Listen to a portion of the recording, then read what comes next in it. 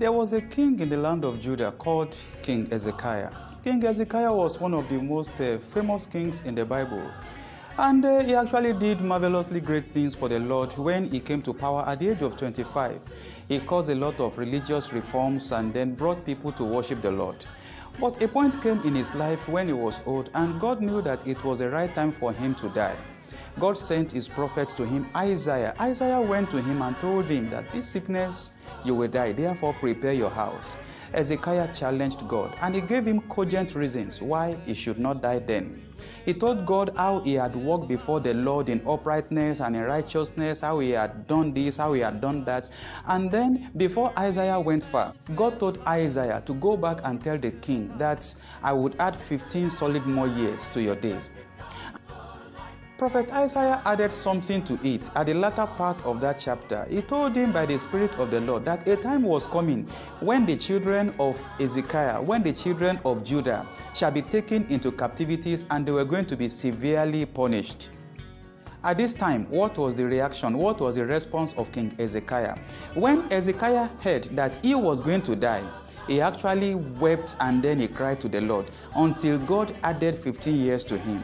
But when Isaiah told him about the future unfortunate incident that would befall his children, King Hezekiah said, all fine, all well and good, as long as there will be peace in my days. Even if there will be trouble in the days of my children to come, there is no problem about that. I don't care about that. This exactly is the mindset of many leaders today, be it in the religious circle, in the secular world, even in the politics.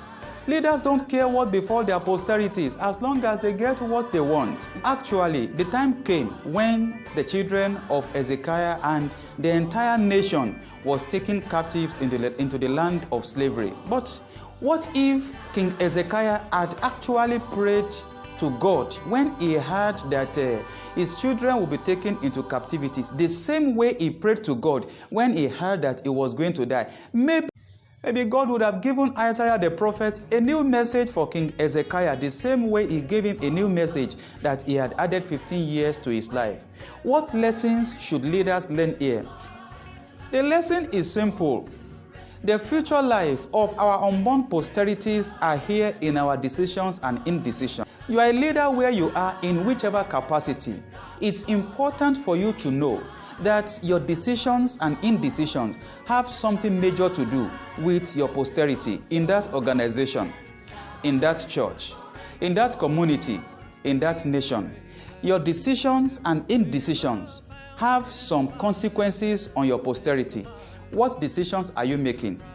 Whichever decision you make today, understand that a time is coming that either your posterity will pray for you or they will curse you. But I know that you are a wise leader who doesn't want his posterity to curse him. Therefore, turn over a new leaf today if you have been operating on a bad page. God is a merciful God. You are put there for the reason so that you can secure the future of posterity.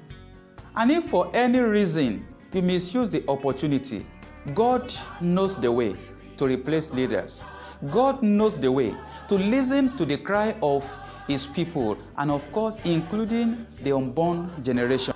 As you put the posterity first before your ambition, the Lord will bless you. He will lead you, guide you into prosperity in Jesus' name.